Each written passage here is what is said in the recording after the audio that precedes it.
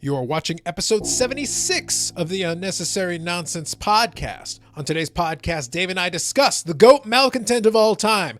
I give you a sports card market update of recent news that probably doesn't matter, but it's still funny and worth talking about. And we talk about the NFL slate, all coming up on this episode of the Unnecessary Nonsense podcast.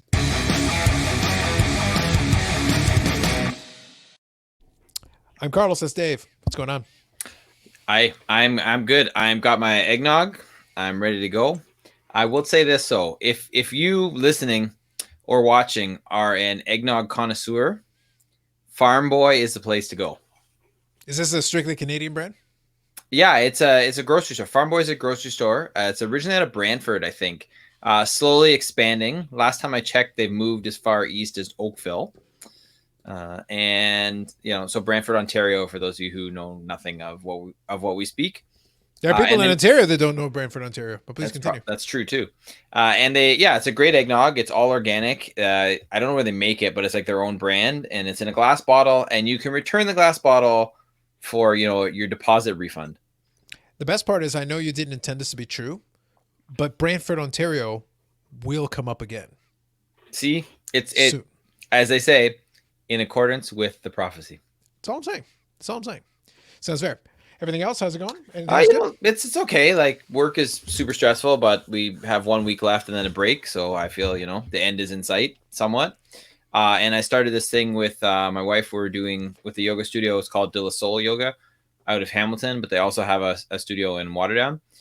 And we are doing 12 days of yoga, which includes like basically free, unlimited, like online yoga during those 12 days. Plus there's like a link for a class sent to each day, and there's prizes.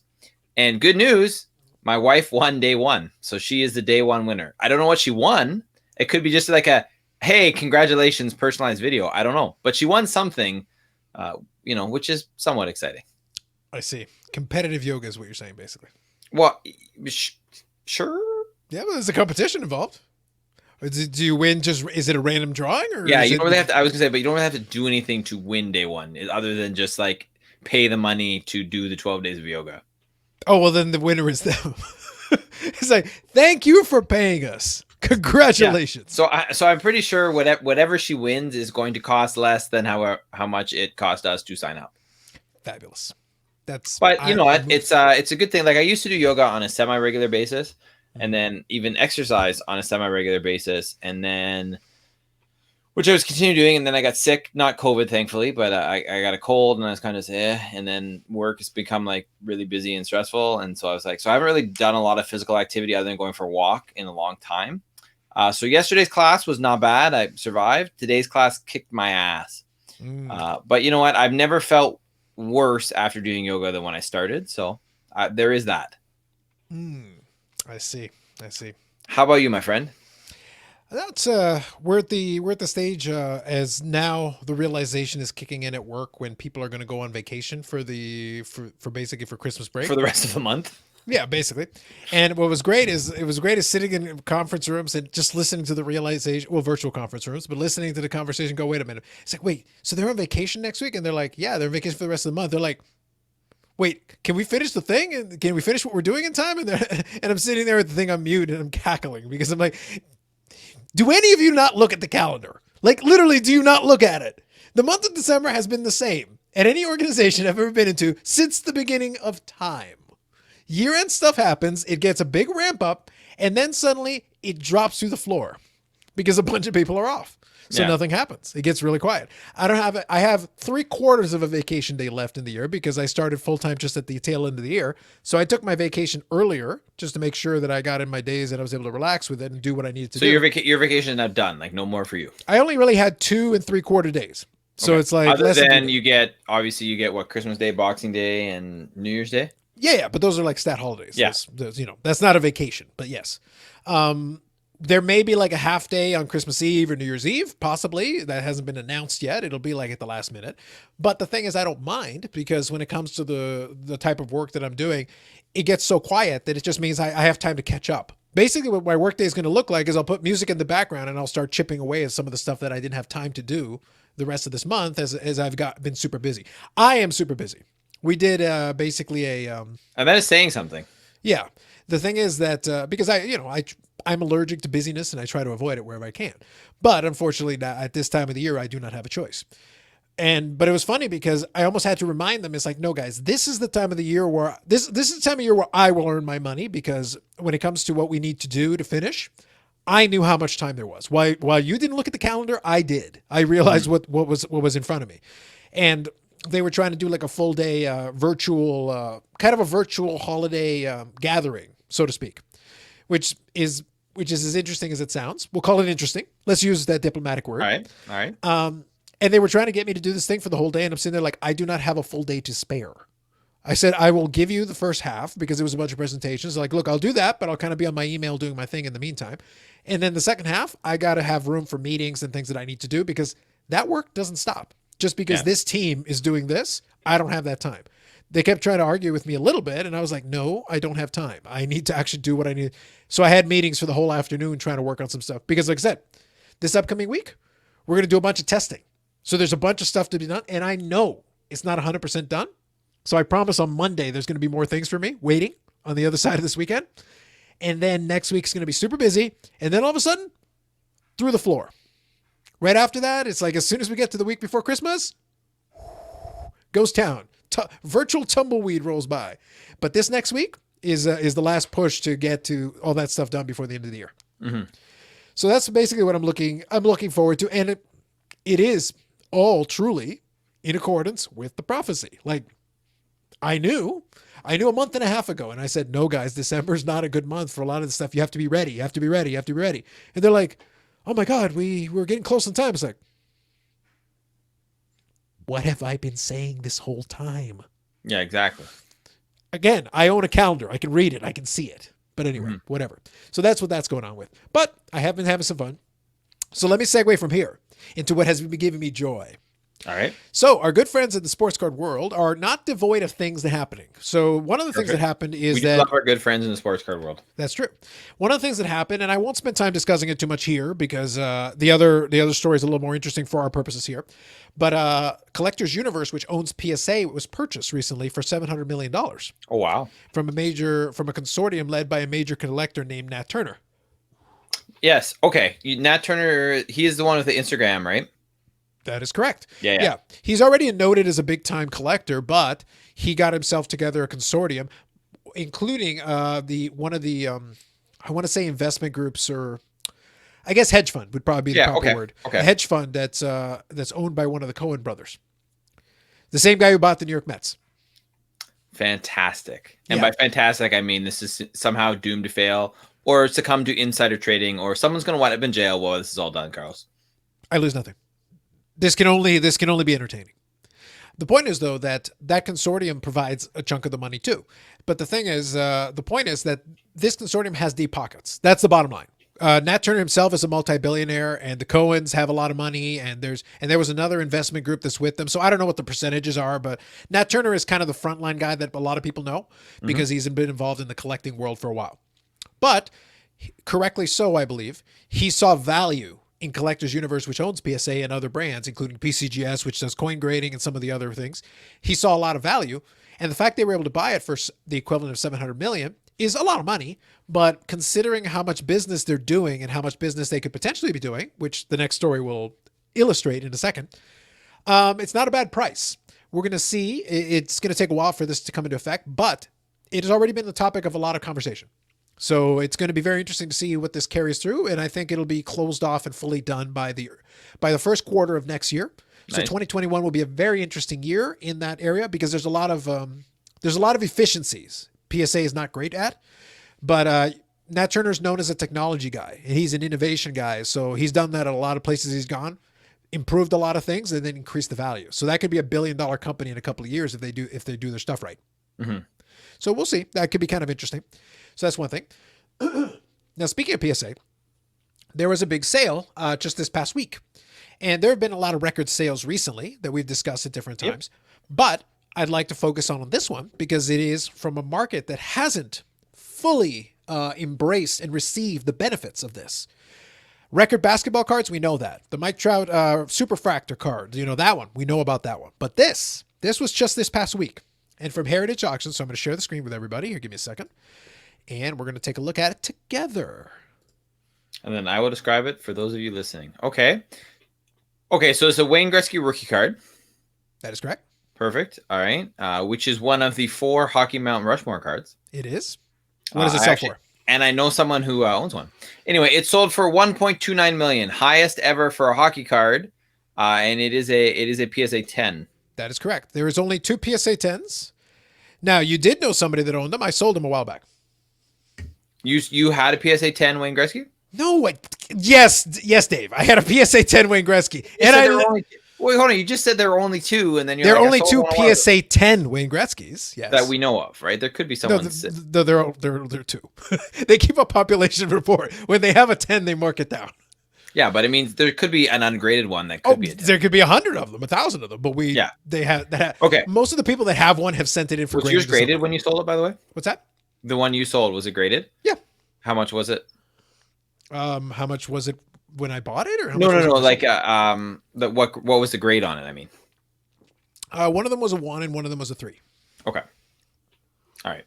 1.29 million. I mean, it's weird. I maybe should have a bigger reaction to this, but because of some of the ridiculous numbers that we've been talking about, although I do appreciate the Brantford connection, since Wayne Gretzky was born and raised in Brantford, Ontario. That is correct. And my wife, teaches in that board. So Congratulations to her. But the thing is that, so the reason it's significant is mainly just because for hockey, they had not had a sale like this, something like that to discuss and describe. So it is a population 2 card, which means there are only 2 of them out there. That was one of the ones that sold. The seller also had a Topps version, which is the other version of that Gretzky rookie. And the 2 of them combined sold for over $2 million. Now, the big thing for that is that the seller did come forward, not the buyer. We don't know who the buyer is, but the seller did come forward in a kind of a Instagram post or a tweet. I forget what it was, but explained, hey, I sold the 2 cards for over $2 million, et cetera, et cetera.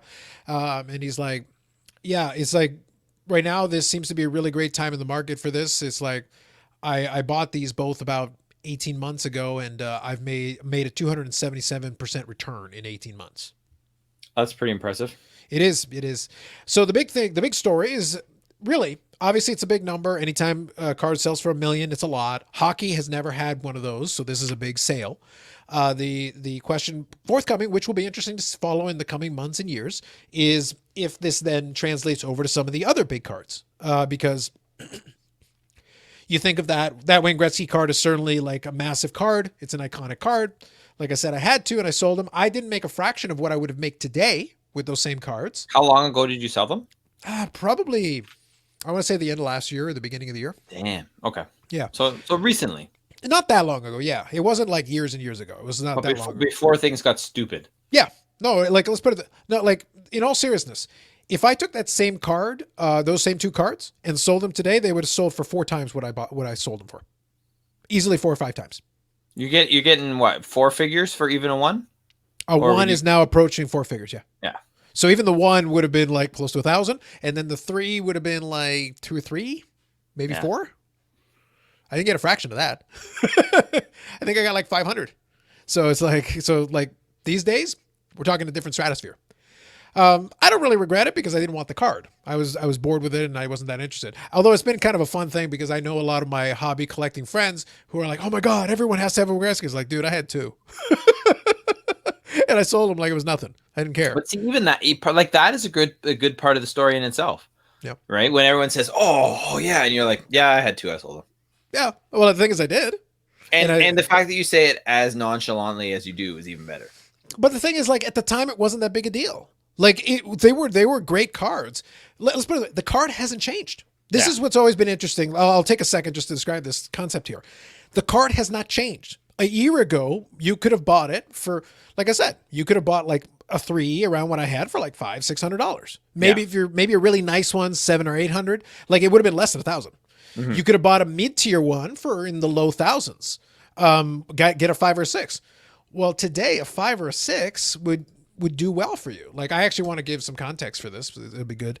So while I'm looking that up, but do you understand what I'm saying? Like to me, I've never been a fan of kind of, okay, so now it's expensive, so now we care about it. But you didn't care about it when it wasn't. Yeah, it's true. So Actually, like you're yeah, not that's a so good like you're point. not that sincere to me. Mhm. It was the same card. You could have had it previously. If you thought it was that, oh, it was undervalued. It's like, oh, it's all. I've listened to this conversation. It's like, oh, well, it was obvious it was undervalued. So then why did you buy it when it was cheaper? Like, why didn't you buy it when it was cheaper? Because I was there and you could have had it. For the one that came back a 3, I graded it after. I bought it ungraded and it came back a 3. That one I bought for like $200-300. So I made money on the card. Yeah. But today I could make more money. So, like, what are we even talking about here? That's the thing. It's like, if it's just about that, if you're going to freak out, oh my God, but I could have made so much more money. You're right. You could have, but you didn't. So deal with it. I can't help you. So really quick, I'll just show you this just for context, because a lot of these are like best offer. So I want to show you what it actually sold for. It'll be better. So this one here is a PSA 6. Okay, so this is is a US variety dollars. of This is Wayne US Gretzky dollars. cards. US dollars. This is US dollars. So, and how? Okay, so This was a best offer that was accepted. $3,000. Yeah, for a PSA 6. And this was just today. So this is about as up to date as I can do for you. So one was a best offer was accepted today for a PSA 6 Wayne Gretzky, the same card I just showed you, for $3,000 US. Yeah. It did not cost that much a year ago. Yeah. Full stop. Just so we all understand each other, it would not have been that. But even at $3,000, that's not terrible. But you could have had it cheaper earlier if you'd wanted to. Mm-hmm. Like you really could have. And it's not my fault you didn't. It's like you had your chance. Even back in October, one of those sold for $2,175. So almost $1,000 since October. What do you want me to do for you? Now that one is sold for $1 million plus, the interesting thing market-wise will be like, does that mean that $3,000 one becomes $3,500, $4,000 in a couple of months? Does it push up the lower price ones because now you've got $1 million one at the top? Yeah. The other one that I would keep an eye out on, and one that I do regret because to me is a more interesting player. The thing about Gretzky is I acknowledge his statistical dominance. I have no issue with that, arguing that piece. I like to make fun of Tom Brady because, he's the faux goat. He's, a slightly above average quarterback. I like to make fun of Mike Trout because he's like a halfway decent baseball player, at least in the top 400 or 500 of this generation, name Mike. But the point is, when it comes to statistical dominance, as much as a contrarian as I enjoy being, I can't argue that Wayne Gretzky was not statistically dominant. He was. Like, the numbers do not lie. Yeah, I enjoy the numbers. Absolutely. They do not lie. I do put him into context where the 1980s was video game with a cheat code enabled. It's a very different time period in terms of scoring in the NHL. However, the numbers are the numbers. The reality is the reality. If you want to say he's the GOAT, you have a strong, strong, strong case because he's got all the components. Absolutely. He's got a very strong case. So saying that he's worthy of being the most expensive hockey card, I do not have issue with this at all. But what'll be interesting for me, and this is one that I would keep an eye on. This is the one that I regret not purchasing because I could have gotten it for a good price years ago. Many opportunities have passed my hands. The Lemieux rookie. Because Lemieux was a dominant player. Absolutely. And in some ways more dominant than Gretzky, but he was injured. He had cancer. He retired for 3 years. Like all these things conspired. And even still, almost 700 career goals. He averaged 3/4 of a goal per game that he played in the NHL. Which is insane. It is the highest of all time. For anybody who's played as long as he played, as many games as he played, Wayne Gretzky played almost 500 more games than Mario Lemieux did. Yeah. 500 games. If Mario Lemieux had played the same amount of games as Wayne Gretzky, if he followed his average, he'd have 1,100 goals. Wayne Gretzky had 894. Yep. Which is still a huge number. But 1,100? Yeah, no, it's ridiculous. It's right? off the now. chart. Obviously, you never know if that trajectory would hold. Like, who knows what, right? But he could fall off it quite a bit and still clear 1,000. Yep. Which is still an obscene number if you think about it in context. It's like totally comparative to what you have right now. Yeah. All you need to know about Mario Lemieux, the reason why I say I'll be curious to see about the Mario Lemieux, and I might still have to just eat it and find a way to buy a Mario Lemieux rookie, because here's what you need to know. In the year 2000, at age 35, Mario Lemieux came back after 3 years away. Yep. He played half a season, 43 games, basically. 43 games is basically half a season that year. He played that. He had 76 points, and he had 35 goals in 43 games. That's insane. At age 35. That's nuts. 35 goals in 43 games. I just pausing for emphasis here. At age 35, when he was washed up, he had been away for 3 years, washed up, he scored 35 goals in 43 games just because he felt like it. Yeah, that's just crazy. Yeah. The point is he was injury riddled throughout his career and still almost scored 700 goals. What does that tell you? Yeah. All he did was come back from cancer and back injuries and all kinds of stuff and still scored almost 700 goals. What the hell? I'll come back at age 35. I'll lead the entire league in the scoring in the entire second half. When I played those games, nobody scored more points than he did. Yeah. So what happens if you play a full season? Project it out. Yeah. He wins the scoring title again. In that era, when Gretzky was at his peak, the only guy who came close and the guy who won 2 scoring titles where Gretzky is number 2 was Lemieux in the late 80s. So this is when Gretzky was still at the peak of his powers. Just bear that in mind. So the Lemieux is probably underpriced. Just saying. Just saying. Yeah. Just throwing it out there. Yeah. Yeah.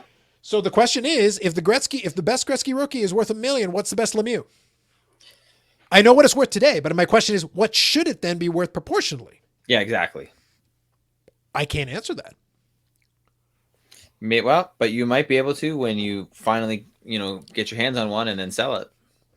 Well, that's the thing, though. It's I would love to, but like I said, the pricing is starting to come up on that. So I guess the takeaway from all of this, other than what I said, what I was explaining earlier about context, putting everything in comparison, and this is the kind of critical analysis you need to do with any investment, by the way. Who cares about cards? Any analysis, any investment you want to do, you have to consider the time, the market, everything. All the components have to be considered. The thing with the Lemieux is if I did, then I would probably buy a couple of Lemieux, but in that case, I would hang on to one because Lemieux, to me, is the more interesting story. I find Lemieux to be a more compelling player because he had a lot of the skills of Wayne Gretzky, but he was 4 inches taller and 45 pounds heavier. So he's a guy who could do, skill-wise, a lot of the things that Gretzky could do, but he could also make his own shot. He could push all but the biggest defenseman out of the way. Yeah. He could out-muscle him if he wanted to. That's a very different complexion of a scorer, and that means he wasn't relying on just finesse and speed and timing. He had that, but he could also just bully you and just get you out of the way and go, I'm going to score anyway. Mm-hmm. What are you going to do about it? That's the thing. Like, there were a lot of big moments. If you remember the old Hockey Night in Canada theme, Gretzky was in it, of course, but what's the big clip that's in the old Hockey Night in Canada thing? Mario Lemieux out-skating the entire Minnesota North Stars and scoring on John Casey in the 91 Stanley Cup. Yeah. That was the clip they show before every Hockey Night in Canada. That was Mario Lemieux. There you go. That's what I said. Like, you have to respect it. Of You course. have to respect it. So it's Absolutely like, do. So I'll be curious to see. That's the part that interests me, Trimble. That is the part that I'm curious about. What is the trickle-down effect to the other guys? Because does that mean Lemieux goes up? He probably will. Just spoiler, he will. What about Steve Yzerman?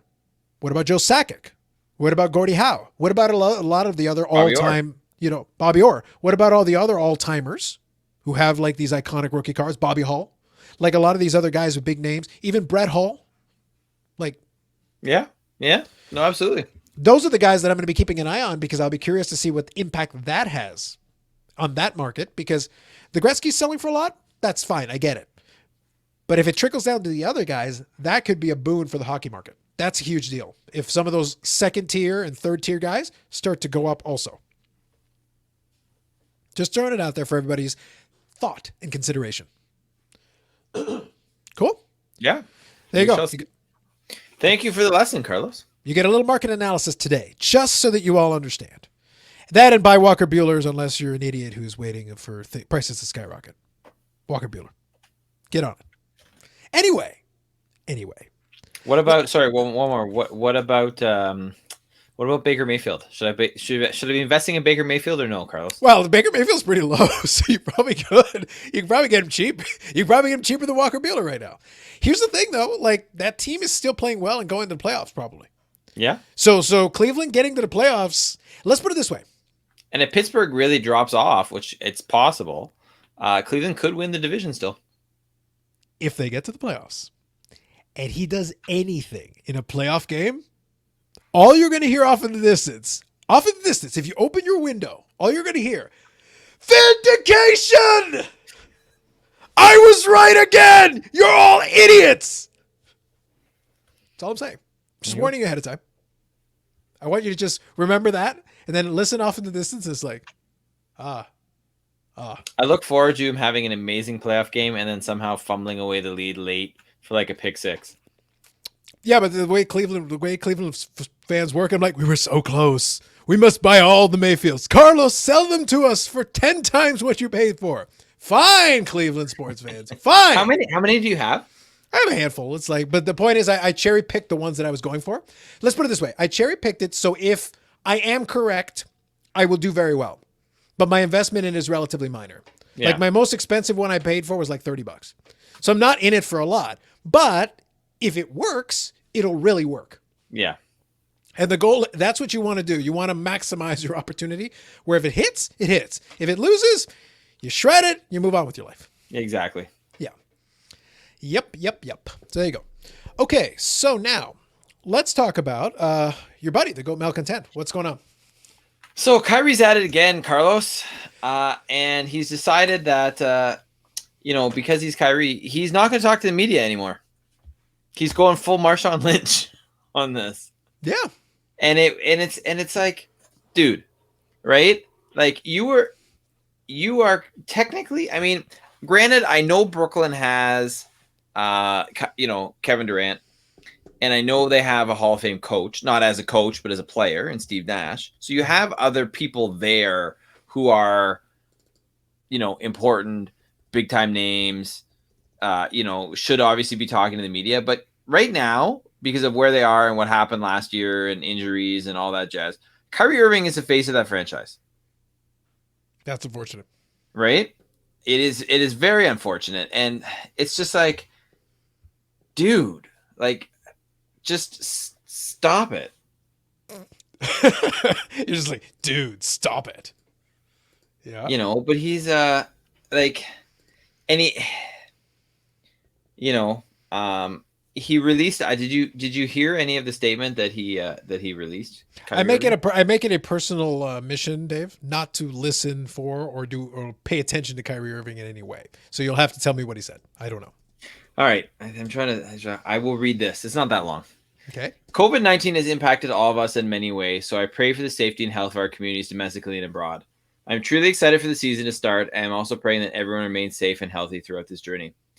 Instead of speaking to the media today, I'm issuing this statement to ensure that my message is conveyed properly. I'm committed to show up to work every day, ready to have fun, compete, perform, and win championships alongside my teammates and colleagues in the next organizations. My goal this season is to let my work on and off the court speak for itself. That'd be a first. Life hit differently this year, and it requires me to move differently. So this is the beginning of that change. I am moved by these words. Right. Okay, may I retort to this? Can I give you one other thing? Go ahead. Before you retort, just to make sure. It is in the CBA, the NBA CBA, that if players are requested, they have to make themselves media available. Great. That's fine. Like that's a thing in their collective agreement. Wonderful. Splendid. Fantastic. Okay, look, I do understand. I get it. But I feel that it is incumbent upon me to make a very clear and important statement. As a man who thinks very highly of his own opinion, my track record is Carlos, with good reason. No, I'm about to get to that. My track record is vastly superior to anything Kyrie Irving is. I acknowledge the shape of the earth. I acknowledge the correct and proper shape of the earth per science. And I have a multitude of good takes. Most of my more outlandish takes are tongue-in-cheek, if you don't understand. Like, I get great personal pleasure in taking these pot shots at some of these people. Can I also add that for however you want to define it, because I know you quite well, any success you've had in life has been self-made. You have not had to rely on LeBron James to get you there. That is true. My success would have been greatly aided by LeBron James. But at this stage, I have done enough, I feel, in my career that if LeBron James wishes to bless me and assist me in some way, I will accept this assistance graciously, as I do. Fair. I feel like LeBron would help anybody. But let's just put it this way. There's one reason and one reason only that Kyrie Irving has an NBA championship ring. That is correct. LeBron James. Yeah. And fortunately, his plan now, his strategy is to rely on Kevin Durant, who relied on the entire Golden State Warriors franchise. Which may not be a horrible plan. Like, you know what I mean? There may be some genius in there. Sure. We'll see. Probably not, because, right, every time, like, each time Kyrie has left the place, or the tail, he's gotten more toxic and made the franchise worse. Correct. Right? So he was, more toxic in Boston than he was in Cleveland. Yep. And then he's, doing his best to be more toxic in Brooklyn than he was in Boston. Yeah. Yeah. But the point that I want to make here is the following.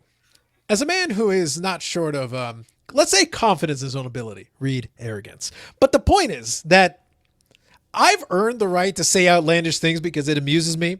I'm also sufficiently self-aware that I do some of it for fun. And those who are paying attention and read between the lines understands there is some wisdom in what it is.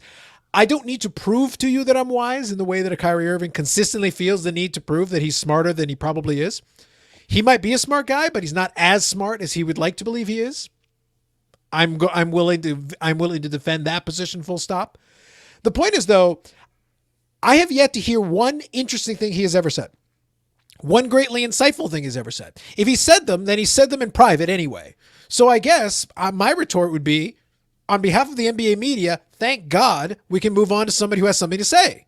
Because he talks a lot and has very little to say. He throws stuff out there, but at least when I'm throwing stuff out there, I'm doing it tongue-in-cheek for fun. I think part of him actually takes what he's saying seriously, which is dangerous to me.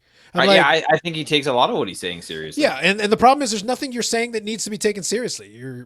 You're just talking words. I would rather hear from Marshawn Lynch.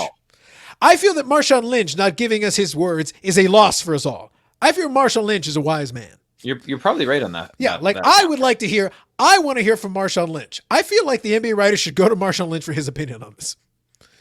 Because I feel like Marshawn Lynch has a lot of very wise things to tell us, and we should ignore Kyrie Irving. And by that, I mean everyone should ignore Kyrie Irving from now on. Give this man what he needs. He needs to be ignored. His teammates should ignore him. The city should ignore him. The fans should ignore him. When they go to cut checks, they should ignore him and forget he's there. They should try to do the Office Space thing. Keep moving him to a smaller and smaller cubicle. Give him, take away his stapler eventually, and then kick him out of the building. Oh. If you get that reference. I get it. Just saying. I get it. Just slowly shuffle him slowly out of the building. Just keep moving him further and further away from everybody else. And it still fits with the dumping him in Nunavut to find. Dude, if it was up to me, like he would have even been able to release the statement. Or if he's releasing the statement, it is as he's being thrown off the helicopter to land in Nunavut. Hey, great reception in Nunavut, man. I'm glad you were able to get that message off. Yep, there you go. Yeah. Yeah, I would have begun that plan immediately. Frame this man for murder. Get him out of here. Find a way. Just find a way. My goodness. Never has anyone talked so much, said so little, and meant even less. There you go. I feel that's a great way to sum that up, Carlos. Oh, goodness. Yes. But you got a little bit heated on that one. I get annoyed when someone tries to do my shtick and can't do it 1/10 as well as I do. Facts. I own the realm of unjustifiable, but still justifiable arrogance. It is mine. It belongs to me and me alone. This is the Highlander. There can only be one.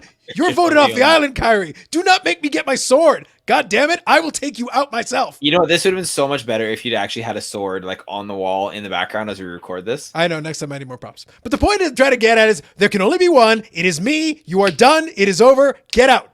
All right. Just get out. Out. Agreed. All right.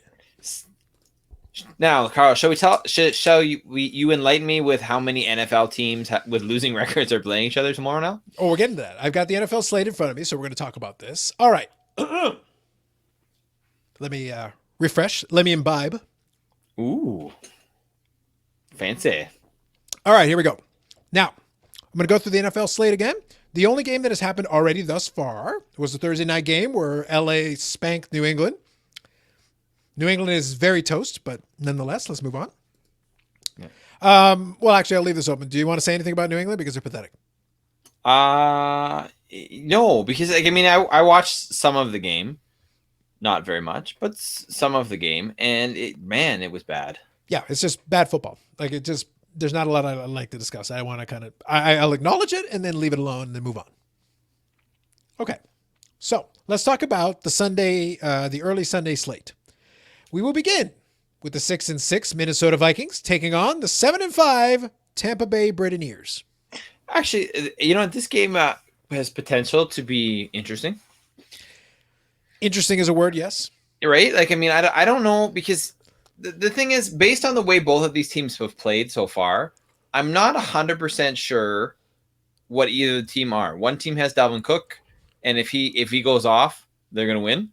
The other team has the faux goat, which means they're probably going to lose and go right. Like Tampa Bay could finish 10 and no, they could still go to 11, right? They could go to 11 and right now, yeah. So right now they're at 12 games, so they got 4 more games. So they could go to 11-5. 11-5 would be their best case scenario.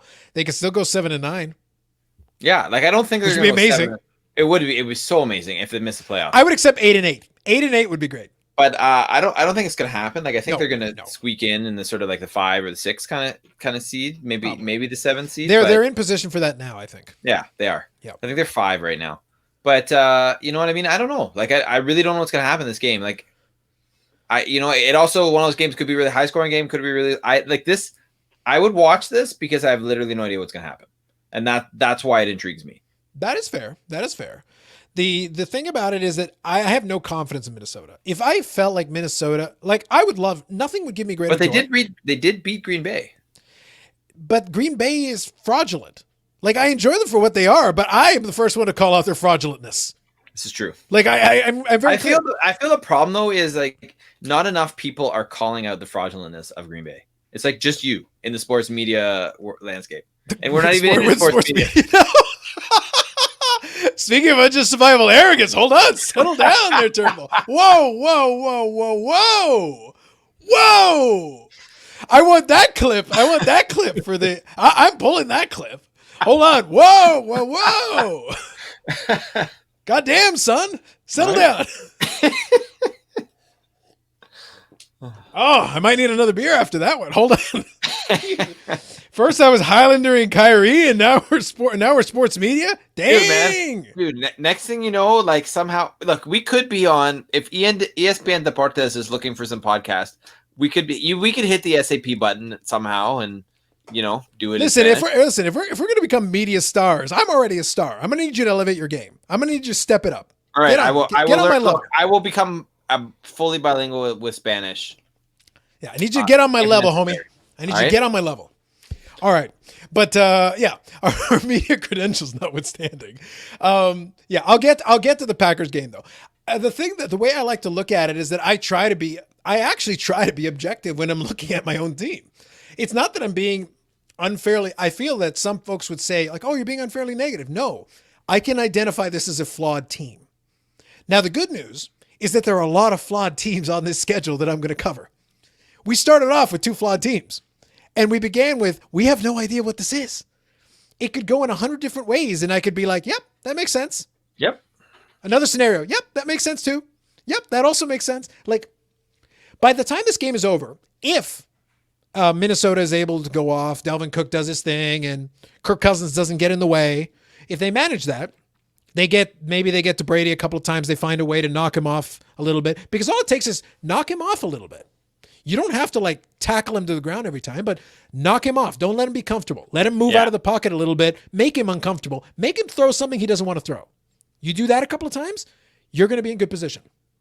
If they do that, they come out of this game at 7-6 and Tampa Bay's 7-6. Yeah. They come out with identical records in that scenario. Kind of interesting. Yeah, I think very interesting. It shifts things around. Right now, the NFC is very much in flux. Nobody is comfortably in control of anything there. Like, it's all over the place. There's a lot of these teams. And I would say the closest thing is the Saints right now. Yes. And they've done that with smoke, mirrors, and Taysom Hill. So it's as long as you get the Taysom Hill reference in, Yeah, but that's what's been. Like, it's, there have been moments where it's like, okay, I have questions. Again, there's no dominant team this year. Just so we're clear, there's no dominant team. And as I go along, I'll repeat this theme. You'll hear it again.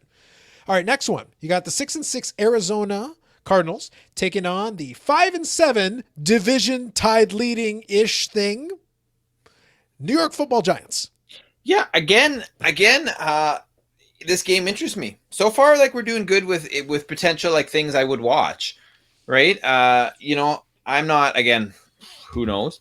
But the Giants defense is pretty decent, and Arizona's sort of on the wrong trajectory the way they're going. They're teetering right now. Right now, for Arizona, this should be a slam dunk for Arizona, but right now they've been struggling. Like, let's put it this way: this could be the game, Carlos, that determines whether the division winner is the New York Football Giants or football team.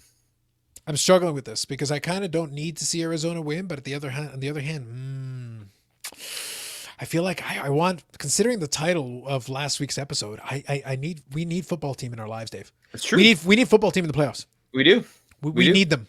It's right? not. It's now, not. Granted, I think overall, the way things are being played right now, and especially if Daniel Jones comes back, which he may this week, right? That the Giants are the better team. I think the Giants are better man for man than football team, but there's a lot of smoke and mirrors on football team too. But it is what we deserve, Carlos.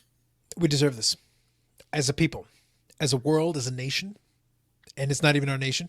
I was going to say we deserve this. Oh, I know full well where we are geographically on the calendar, Mr. Trimble, as a fully not credentialized media outlet. I know exactly where we are, and we still deserve it. I don't care. We deserve it. We deserve this. Yes. If they hadn't changed their name, absolutely not. But because they changed the name to football team, we deserve it. This is our time. If it's going to happen, this is our time. Exactly. All right, next one. 11-1 Kansas City Chiefs taking on the 8-4 Miami Dolphins. Winning teams. 2 winning teams. Whoa. You know what? Here's the thing. I think Kansas City wins this game, and I don't really think there's much of a chance that they don't. But the way they've been playing lately, I mean, it's possible Miami keeps it close, and it could be an entertaining game. But for that reason, Kansas City right now, again, I mentioned earlier there's no dominant team. An 11-1 record would suggest dominant team. They haven't played like a dominant team.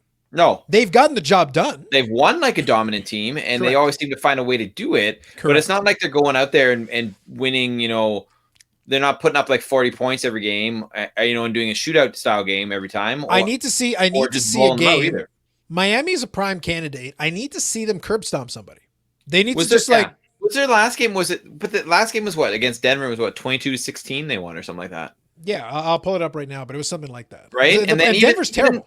Even the game where Tyreek Hill went off for like 200 and some odd yards, they only scored 27 points. That's what I'm trying to get at. So it's like it hasn't been an impressive showing. Is what I'm trying to say. Is that when I'm considering how vaunted the Kansas City offense is, the numbers they're putting like points wise. I'm talking only points wise. The numbers they're putting up are not really that impressive. But that's the thing. Like on paper, they should be absolutely demolishing people. But yeah, it was 22-16, them beating the Broncos. The Broncos are 4-8, and they haven't had a good quarterback since Peyton Manning retired. Yeah.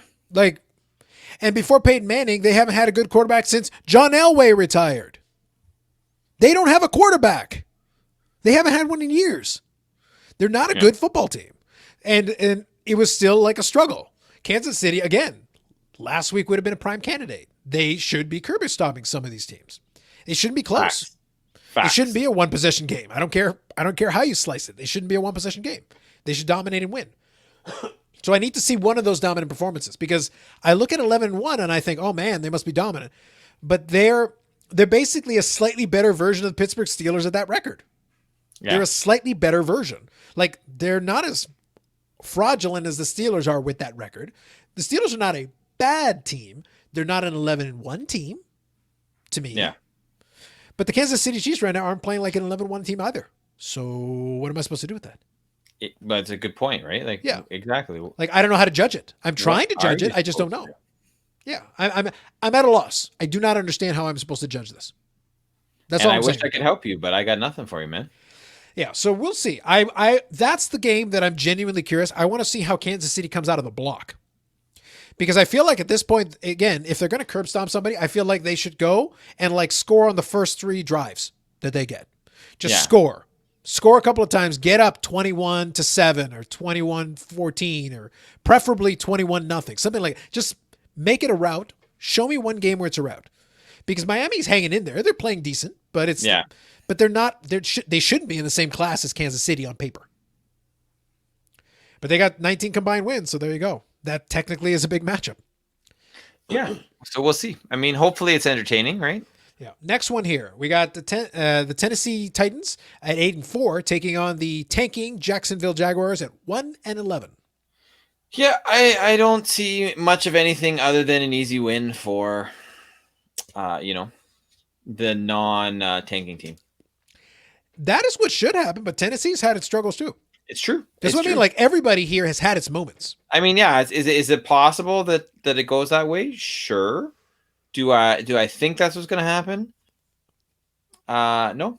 I really think that Tennessee will win this and will win this quite handily. That's what I think. But matchups like this are the reason why I wouldn't touch the pro line pool with a 10.5 foot pole this year. Yeah, I wouldn't touch it. Like I can't. It's a dangerous place, that pro line pool. Like I'm looking at it right now in the last couple of weeks, and like I don't even know what to do.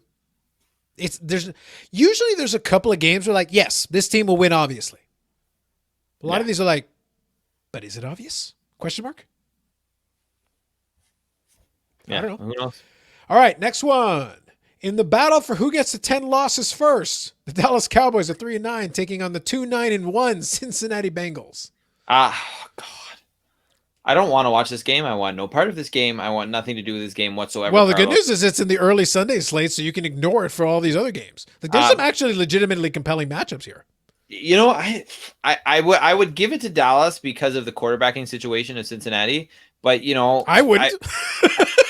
I'm never beyond the possibility of of Dallas to sort of self-immolate here. So I don't know. That's what I got, man. Yeah. Andy Dalton versus his old team. You know what would be the best outcome for this? The outcome that I would enjoy the most? What's that? Tie. Yes. Yeah, like it makes Dallas 3-9-1 and then Cincinnati 2-9-2. Yeah, it'd be curious to see how is it possible? I don't know how many teams have tied twice in the same season. I don't know. That's a stat I would legitimately like to see. I'd be genuinely curious. That's kind of why I would love it. It's like, so it's you. I just feel like it's appropriate. Plus, you'd have two teams in that division with a tie. I'll get to the other one in short order. We'll get there. But that would be entertaining. Yes, we'll get there. All right, next one here. Houston at 4-8 taking on Chicago 5-7. These teams suck. I'd like to move on. Okay, cool. Dude. Yeah. Who wins? No one cares. Okay, next. 4-8 Denver taking on 4-8 Carolina. Okay, so I kind of want to do the same thing here, but I feel like I just did it, so I don't want to use my skip twice. Let's be fair. Twice in a row, right? Yeah, let's give some justice here for these guys. Denver doesn't have a quarterback, and neither does Carolina. Yeah, but okay. Who's Carolina's quarterback? Is Bridgewater? Is it Teddy Bridgewater? Yeah. So Carolina doesn't have a quarterback. So what else we got? I listen. I want to be nicer to Teddy Bridgewater, but that team's bad. Yeah, it is very bad. Like here's the thing. I actually have no personal issue with Teddy Bridgewater. I think Teddy Bridgewater's decent, but I think he went to a team that is really bad right now. Like, yes.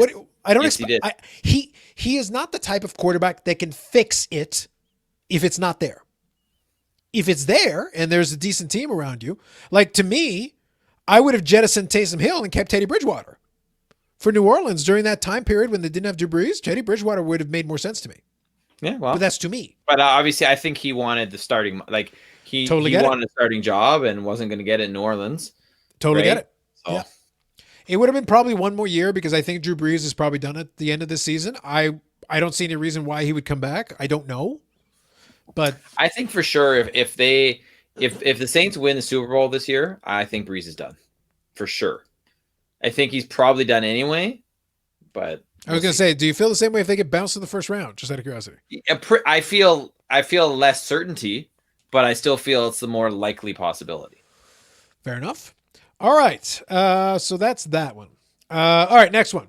The only game where I feel reasonably confident, and it tells you the nature of the season when I can only be reasonably confident. Here we go. The 0-12 Jets taking on the 8-4 Seattle Seahawks. For the love of all that is holy, the Seahawks should curb stomp the Jets. They should, but they've they also struggled. lost They've to the struggled. Giants. They've also struggled. lost to the Giants, so. Agreed. But the Jets, it's the Jets. Yeah, I don't know. The Jets of we're about to win, so let's not play prevent defense in the only time it's valid. Yeah, you see what I'm thinking though, right? Like you understand why I hesitate on this one slightly. So you're saying Jets by 40 is what you're trying to tell me? No, I don't think it's going to be that. I don't think it's going to be that intense, but it's possible. Fast forward to Sunday. Carlos, the Jets are up 35-0. What the fuck's going on? Yes, sir. And you know what? You will get that text. Yeah, if that happens, you will get that text. Yeah, and I will, in my mind, the tone will be exactly what I just did. The Jets are up 35-0. What the fuck is going on? I'm going to go do some yoga now and pray to whatever God I believe in. There you go, man. That's As all you need. As you do. You know?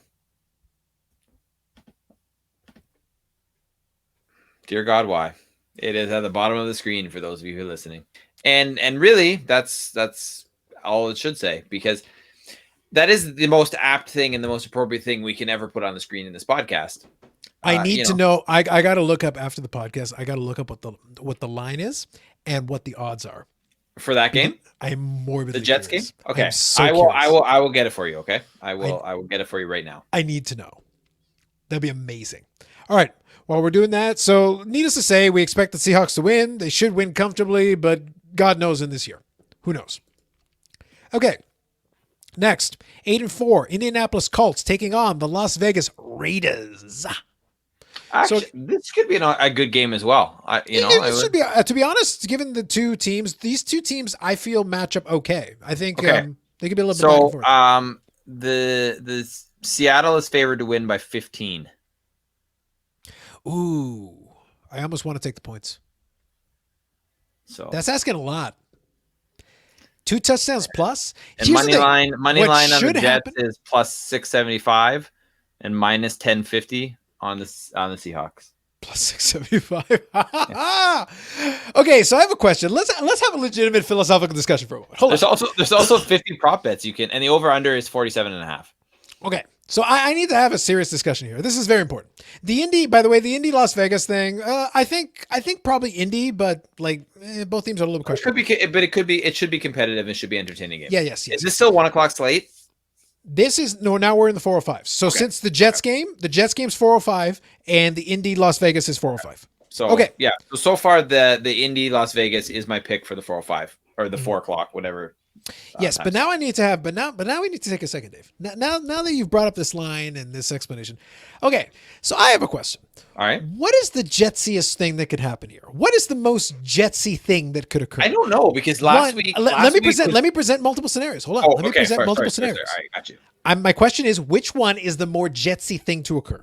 Right. Okay. Number one, they play like trash, which most people would expect them to. Go to 0-13 easily. Seattle covers no problem. Option 2, they hang in there until late in the game, and being the idiots they are, find a way to beat the freaking Seahawks. The Seahawks commit honorable suicide on the field. The Jets go to 1-12, and somehow this is the beginning of somehow they miss out of the first overall draft pick and don't get Trevor Lawrence because of the Jets. I don't know. Probably the second one. Do you not think at that stage it's like? I don't think the ritual suicide thing is going to happen, but the rest of it, I feel. I'm saying it's a play. I'm saying you could get a parlay and get a tremendous record. I'm sure odds. There's probably a prop bet on it. Let's be real. Yeah, but the point is that I wouldn't. The Seattle Seahawks should win comfortably. 15 makes me tremendously uncomfortable. That is a big number. That is a really big number. If they replicate last week's effort and lose in a stupid way at the end of the game, you're not covering 15. Yeah. So all I'm saying is they shouldn't have won last week. They shouldn't have even been in position to win last week. And yet, barring some stupidity, they could have won last week. True. And they should have won last week. Let's be real. And again, to your point from earlier, the Seahawks lost to the Giants, who had Colt McCoy. Yes. Who threw for barely over 100 yards.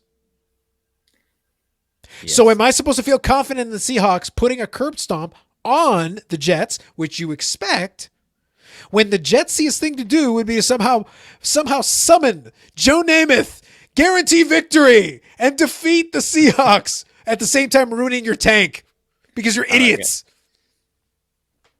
It's quite possible, man.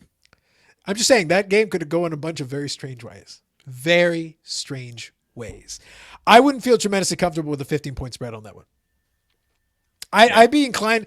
I'd have to see what the odds are from my sports book and stuff, but it'd be tough not to take the points. Like, 15 points is a lot of points. Yeah, it is. All right, you ready for the game we actually care about? Yes. All right. Washington football team at 5-7 taking on the San Francisco 49ers, also 5-7. I don't. Ooh, this may be the better. This may be the best game to watch. Spicy. It is spicy. This is spicy right here. You know what? It's not just the beer, which is also spicy, but this also spicy. I don't know. I really don't know on how I feel on this one. I'm thinking that probably I'm going to go with Washington. Just be right, Dave. We need the Cinderella story to continue. The 49ers are the perfect team for the situation. We need them to go to 6-7. We need the train. We need the football team train to keep rolling on. This could basically seal the division for them. Yeah, because the Giants could very well lose.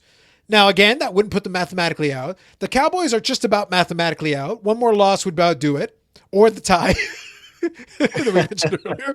But if the football team goes to 6-7, I like their chances at sealing this division.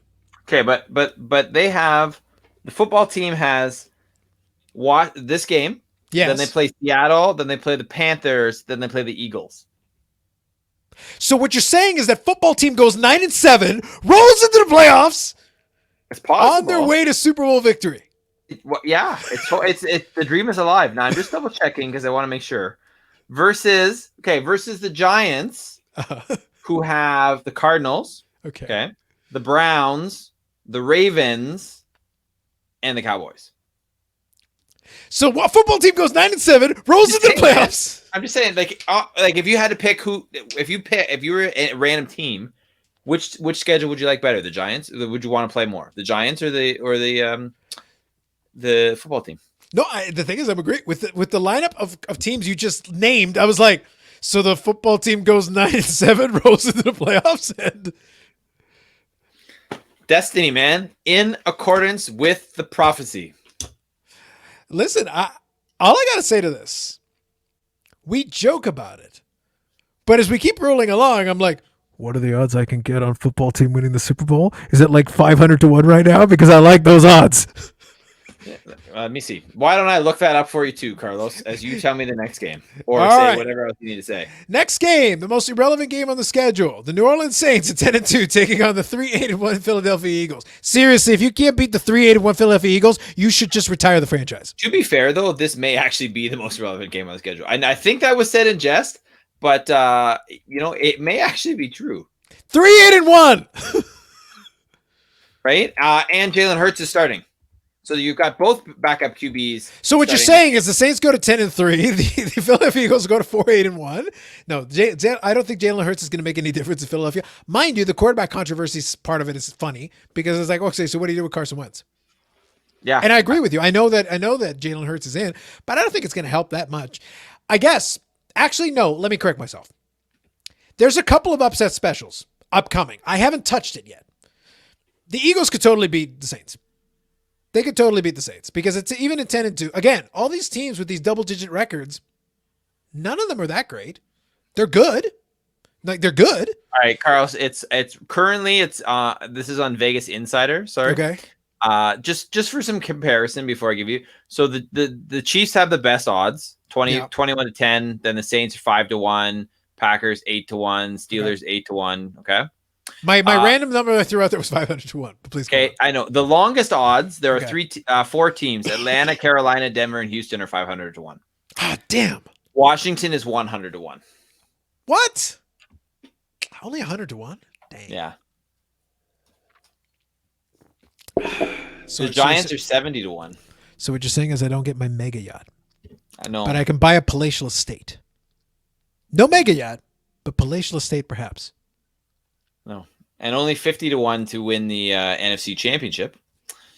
And they're only 7-5 to win the division. Wow, they're in the driver's seat, Turnbull. Like, I can't get great odds with that division.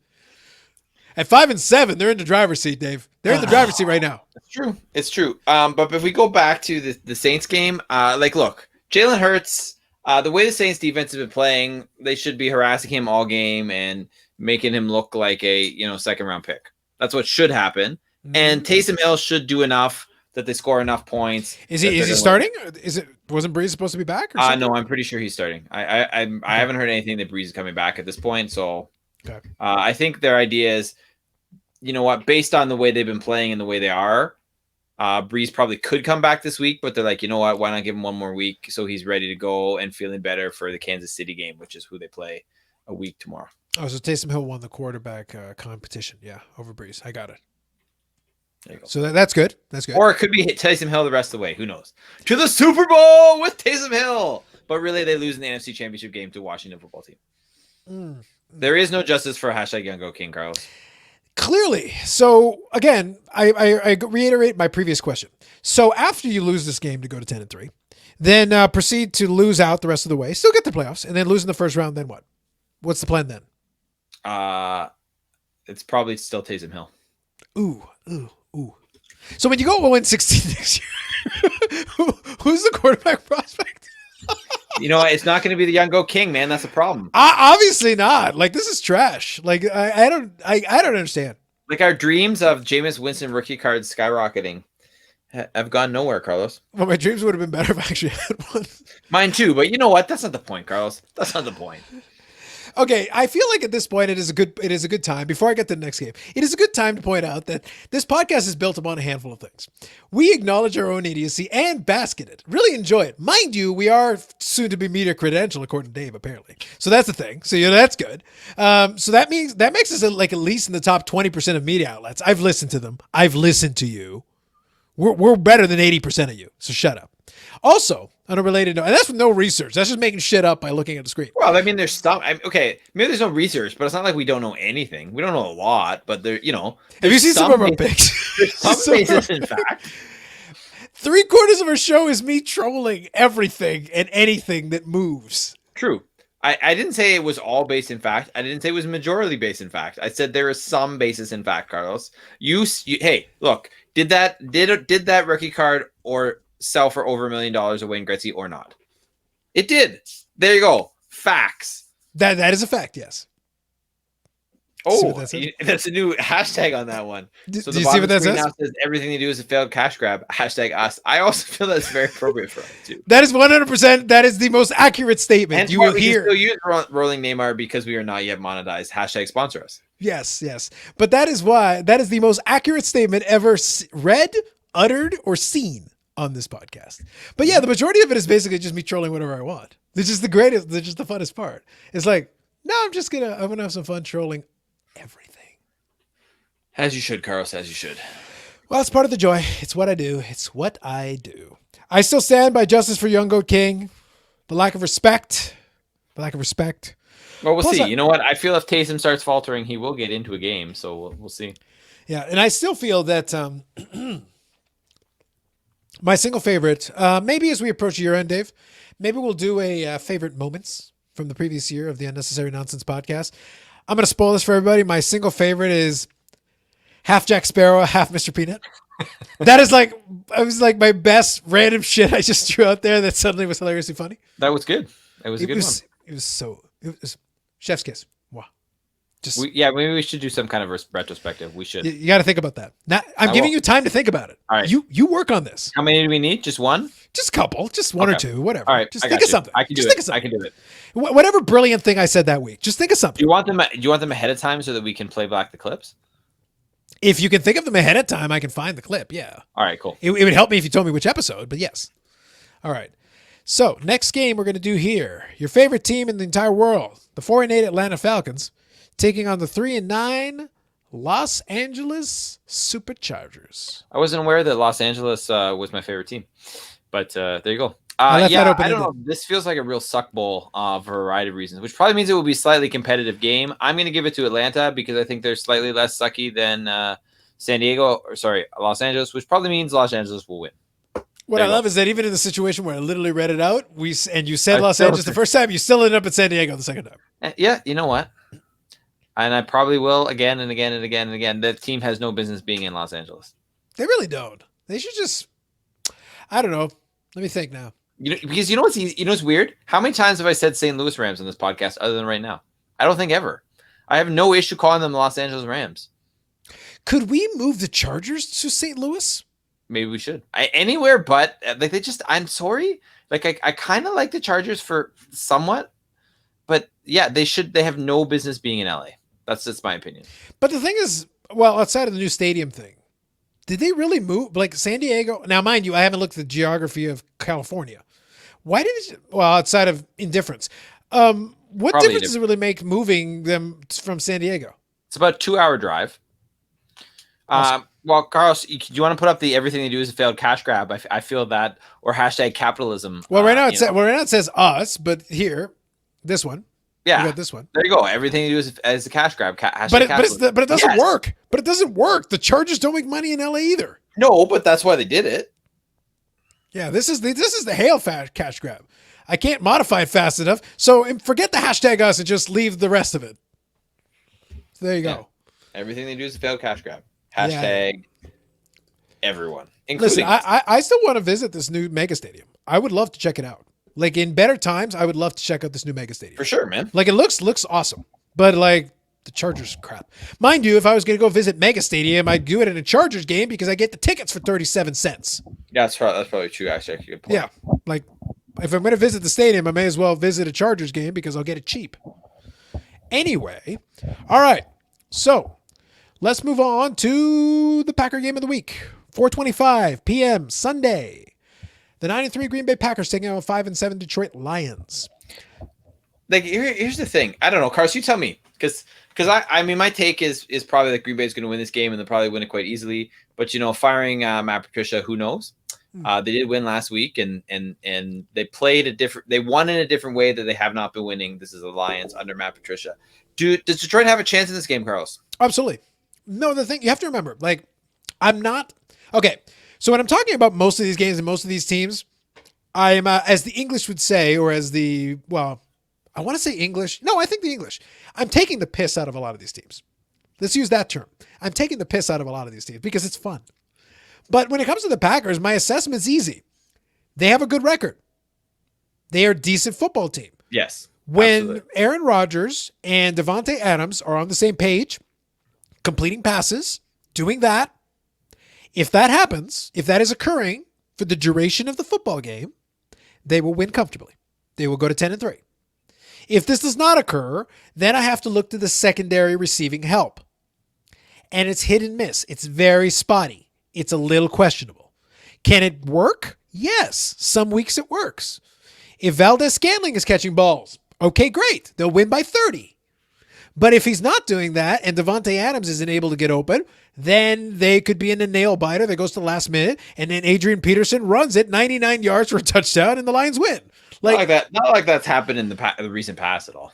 Yeah, but the thing is, like, the Packers do not actually have the capability of. They don't have the consistency. Offensively, they can get knocked off pretty quickly. It doesn't take a lot to throw them off. And if something throws them off, then it becomes a struggle. Or they'll do the thing where they'll score in the first half, and then the entire second half, it's like they don't know how to score. We never heard of it. What is the scoring thing? It's only a first half thing we do. So then in the second half, not so much. Again, it allows Detroit to kind of hang in there. And Detroit has no business being in this game on paper. But Green Bay does not exactly have the ability to stop them if they start finding some rhythm. There you go. Their ability to do this or not do this, you'll know pretty well. Let's put it this way. If you want to watch this game and understand what's going to happen, watch the first half and you'll get a pretty good sense of how much rhythm Green Bay has on offense. If they start fading and they start struggling, they come out of the blocks hot.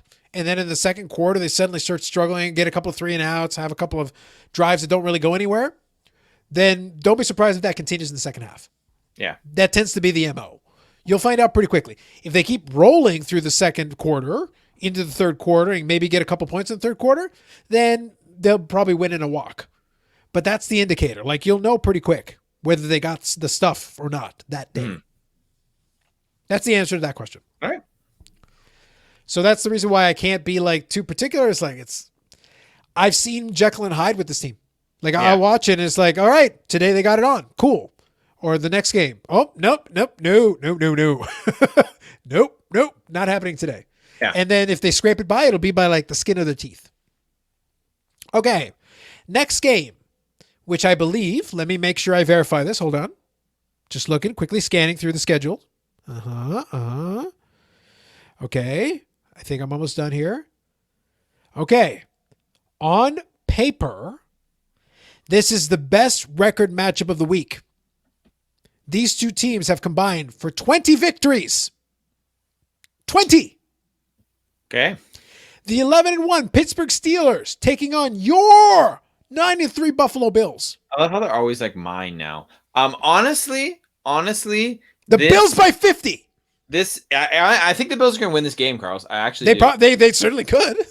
They certainly could. I think this is the best matchup of the week by far. I think hopefully it lives up. Mathematically, it is. Of course, but I mean, I hope it lives up to the billing because I'm very excited for this game and hope that, I hope it happens. That's a Sunday nighter. The Sunday night of the primetime game. Yeah. So will you be watching, Carlos? I think you will. Oh, the Pittsburgh and Buffalo? Yeah. No, I think it's a good game in terms of the matchup. Like I said, Pittsburgh's been largely fraudulent. They've got a lot of things. They're not a bad, like I said, they're not a bad team at all. Roethlisberger's played well. Yeah. Josh Allen's played well. So it's one of those things where, like, from a personal standpoint, I do still hold my Josh Allen rookie card. So I'm like, do it, boy. Do it for me. Do it for me, Josh. Go. 5 touchdowns, 6 touchdowns, 18 touchdowns. Get on this, man. But, like, we'll see. But I will say, like, statistically, this is the best matchup thus far this season with the two teams. 11-1 against 9-3. Yeah. If the Bills go to 10-3, there will be people who will want to shout, Dave. Yeah, there will be. They want to shout. I will be shouting with them, Carlos. I will be shouting with them. I will be shouting vindication, give me my money, Buffalo. I hope so. Yeah, we would all appreciate that. I'm just saying, in the holiday spirit, Pittsburgh, do it. Lay an egg. Just play like you do half the time, but still, normally you scrape out a victory. This time, scrape out a loss. Because they make you want to shout. Put your hands up and shout. Come on now. Don't forget to say yeah, well. If you keep up the singing, we're going to lose our media credentials we don't have. Would you? All right, fine, done. Settle down. God damn it. I don't care how many acting classes you took. No, Turnbull, no. All right, I'm done. Your Broadway days are over. Let it be. All right. So, last game on the docket, the Monday Nighter. We have the 7-5 Baltimore Ravens that have struggled. Taking on the 9-3 Cleveland Browns, who are the Cleveland Browns.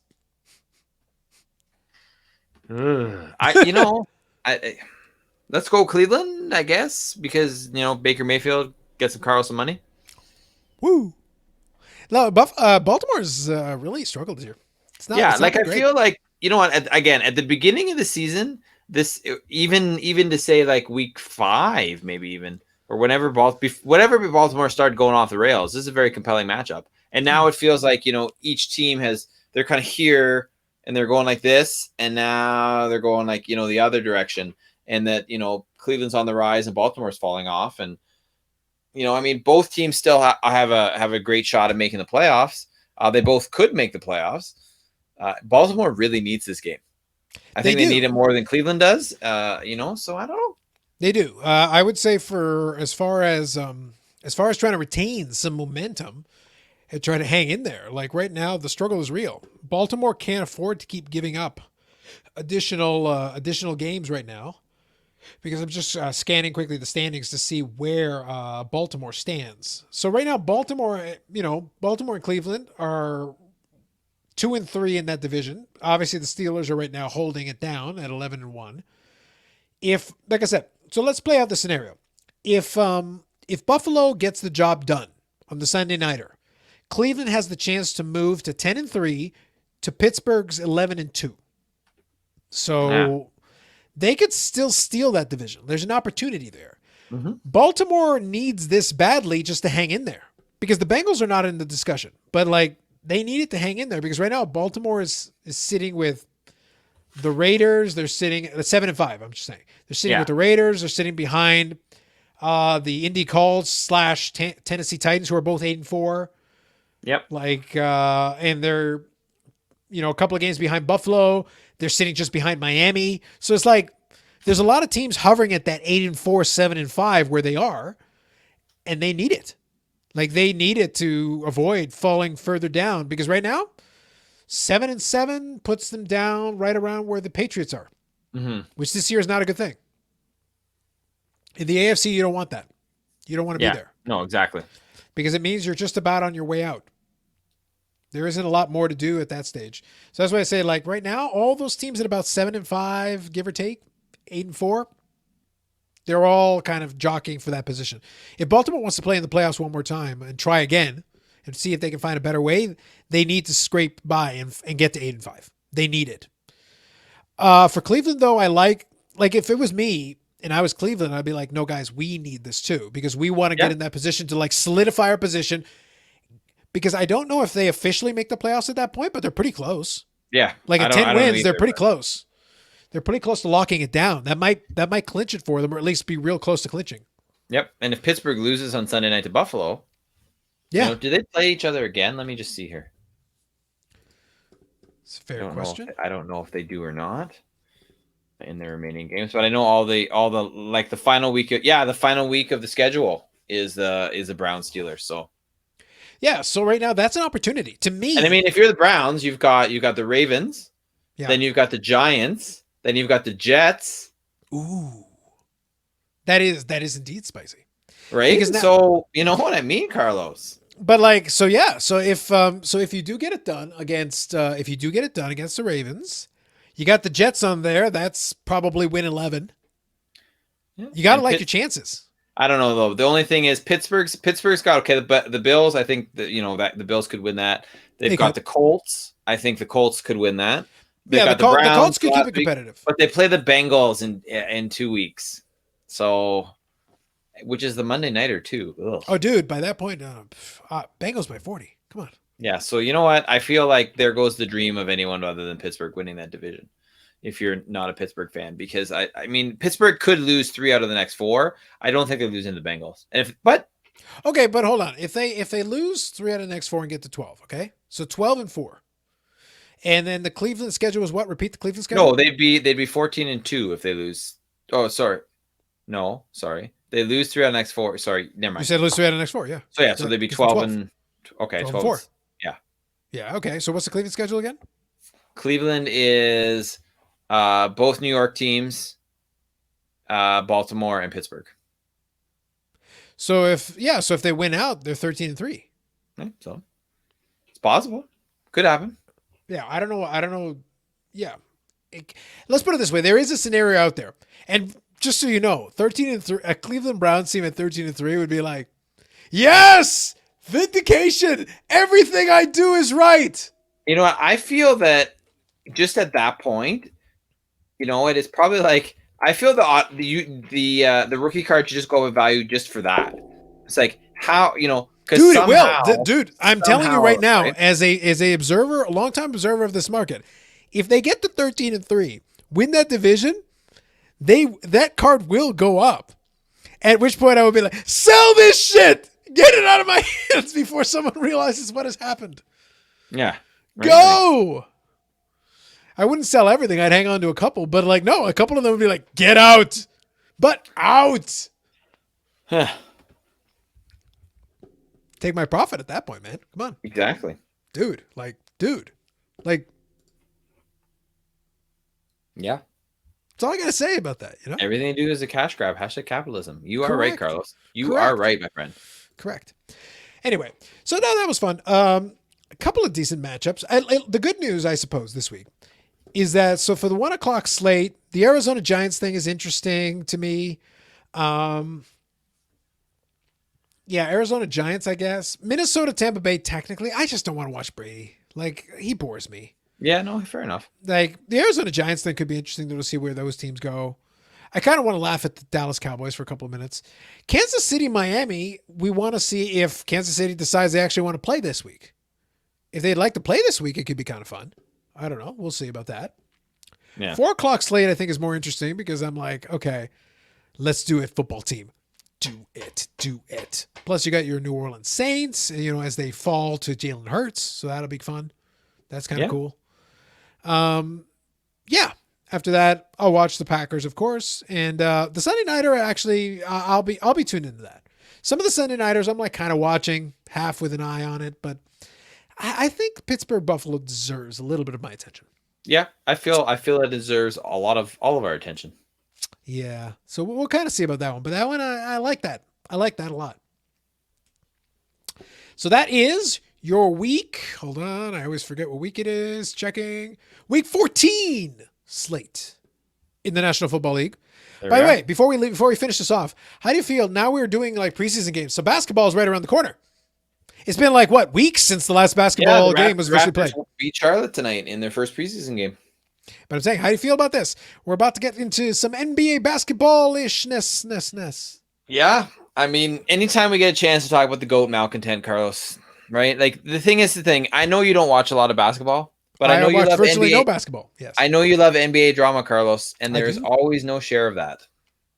Or no shortage of that, I should say. Sorry. Yes. No share. That's not going to get us credentialized, Dave. We got to tighten it up. We got to tighten it up. Listen, if I'm going to fight Kyrie for the Highlander, unjustifiable arrogance crown, which I'll win, by the way. Spoiler, I'll win. I hope if he doesn't go to exile in Nunavut, God help you. No amount of media hiding will save you from me. Just saying. Go to Nunavut. Go to your hole. Anyway, with that said, no, the other interesting thing will be, I think the NHL as well is looking at starting sometime in January is the proposed thing as well. So that'll be kind of interesting. Then this season will be a little bit streamlined as well, I think. But I'll be curious to see what that goes in. We'll talk about that in a future podcast, but just bear that in the back of your mind. I'd like to see what that configuration would look like.